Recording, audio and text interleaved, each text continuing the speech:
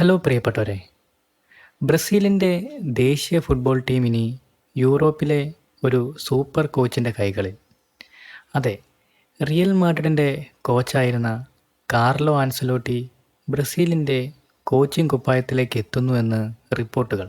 യുഎഫ champions league വിജയങ്ങൾ, വിവിധ ലീഗുകളിലെ ചാമ്പ്യൻഷിപ്പുകൾ തുടങ്ങി ഒട്ടനവധി നേട്ടങ്ങളാണ് ആൻസലോട്ടിക്ക് അവകാശപ്പെടാനുള്ളത്.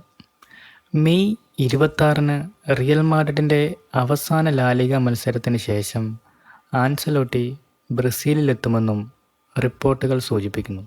കൂടാതെ ബ്രസീലിൻ്റെ കുന്തമുനകളായ വിനീഷ്യസ്, റോഡ്രിഗോ അടക്കമുള്ള താരങ്ങളെ കളിപ്പിച്ച പരിചയവും ആൻസലോട്ടിക്ക് ഉണ്ട്. കാരണം റിയൽ മാഡ്രിഡിൽ ആൻസലോട്ടിക്ക് കീഴിലാണ് താരങ്ങൾ കളിക്കുന്നത്. 2026 വേൾഡ് കപ്പിലേക്കുള്ള ബ്രസീലിയൻ ടീമിൻ്റെ മാറ്റങ്ങളുടെ ഭാഗമായിട്ടാണ് ആദ്യപടി എന്ന രീതിയിൽ ആൻസലോട്ടിയെ ബ്രസീലിൻ്റെ മുഖ്യ പരിശീലകനാക്കുന്നത്.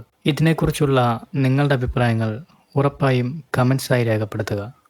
കൂടുതൽ കായിക സിനിമാ വിശേഷങ്ങൾ അറിയുവാൻ നമ്മുടെ ചാനൽ സബ്സ്ക്രൈബ് ചെയ്യുക. താങ്ക്